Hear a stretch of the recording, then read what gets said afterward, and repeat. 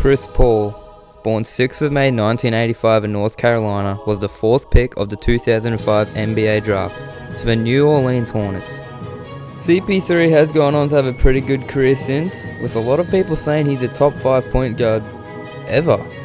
But why do people think he's such a liability in 2019? What went wrong at the Houston Rockets?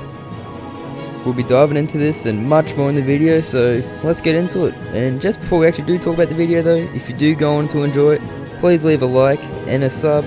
I do put a lot of time to these vids, so the least I can ask you to do is help the channel out. We're grinding to that big 1,000 subs. Alright, I won't waste any more of your time now. Let's talk about Chris Paul, his legacy, and yeah, see you in a bit.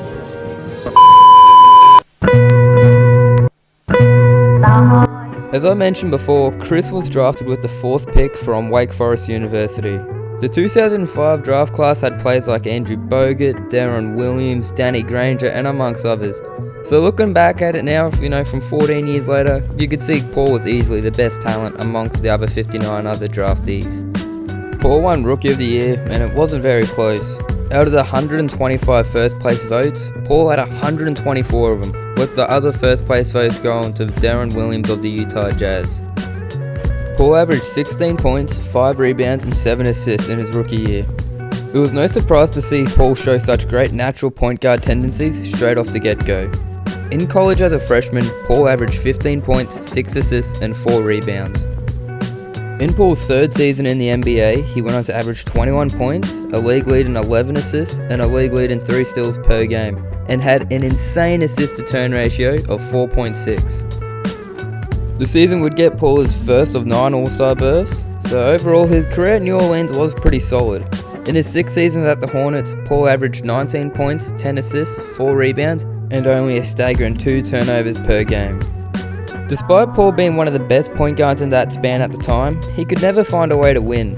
In the 2007-08 season, they did finish as the 1st seed in the West, but got eliminated in the 2nd round to the San Antonio Spurs in 7 games. After their 1st round loss in 2010-11 season, the Hornets started to pursue trades for their all-star point guard, as fears grew he'd walk in free agency the next year. Because of this, the Hornets traded him to the Lakers as part of a 3-team trade, just to end up getting vetoed as David Stern blocked the move from happening, as he owned the Hornets as well at the time. So after that whole debacle, the Hornets ended up trading him to LA. It was just the Clippers they traded him to, not the Lakers. The Clippers at the time, they hadn't made the playoffs since 2006, and Steve Ballmer, he saw the opportunity to create a big 3 of Blake Griffin, DeAndre Jordan, and Chris Paul. Paul spent 6 years at the LA Clippers, and whilst he wasn't able to win them a championship, he did bring them to the playoffs every season. And like I mentioned before, that was something the Clippers weren't able to do since the 2006 season.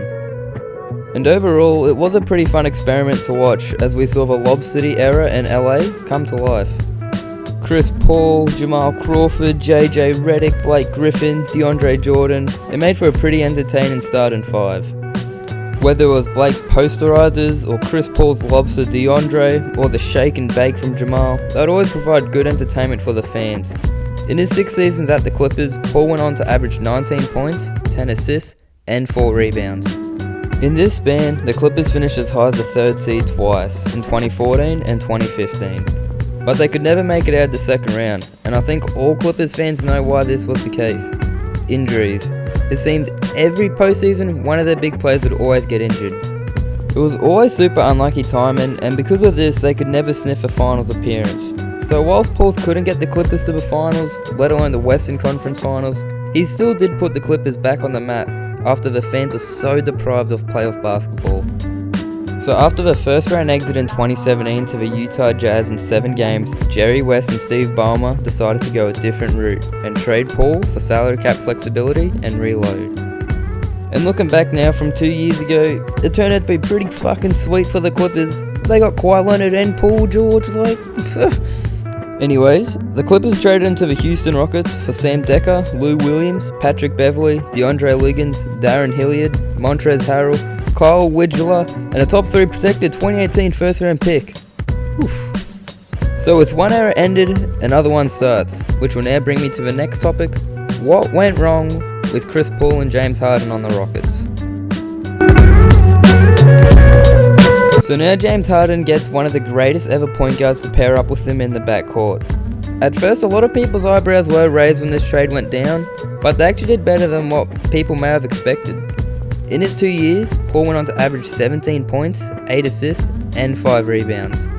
The reason why I say they did better than what people may have expected from them is because they actually were one game within a finals appearance in the 2018 season.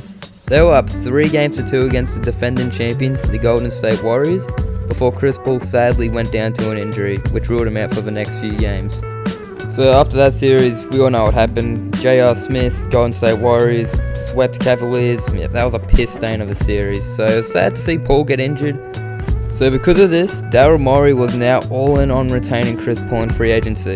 They did come one game of a finals appearance, so they all thought run it back. Healthy Chris Paul may have a chance to get a finals, may have a chance to bring a title to Houston.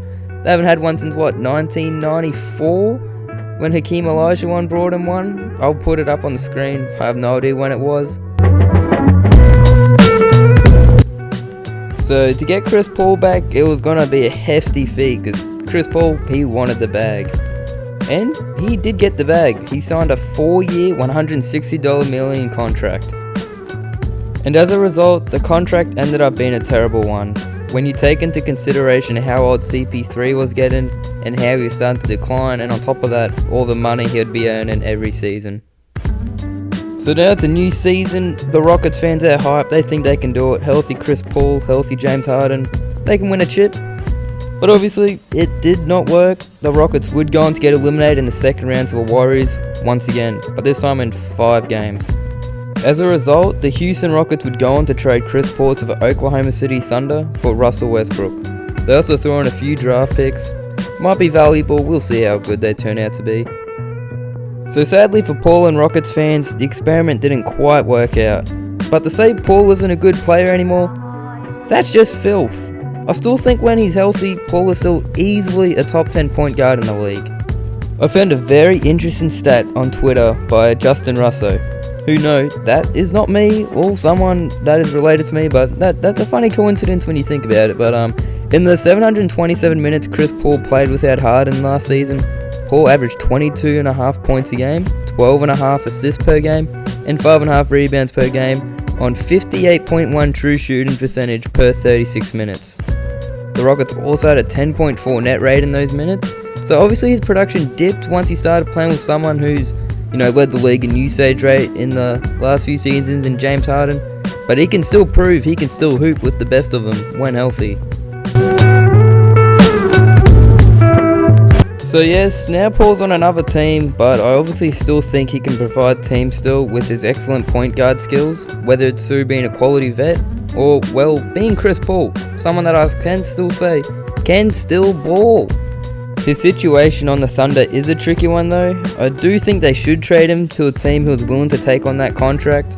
But that is the problem, a team willing to take on that contract. So they'll probably just have to roll with him as their point guard. But now acquiring Shai Gilgeous-Alexander from the Clippers, a part of the Paul George trade, a sophomore, who better to have as your mentor than Chris fucking Paul? So for Paul's sake, I do hope he does get traded to a contender, because he's one of those players I'd love to see win a ring before he hangs up the boots. But if not, what a career he's had. Like always, if you did enjoy the video, please be sure to drop your boy a like, a sub. The support lately has been great. We gained like 40 some subs from the last video. Want to help me on my grind to 1k subs? Please be sure to drop a subscription like I said. If you have any requests on what video you want me to make, please leave it down in the comments. I'm open to any suggestions. And as always, catch you in the next video. Peace.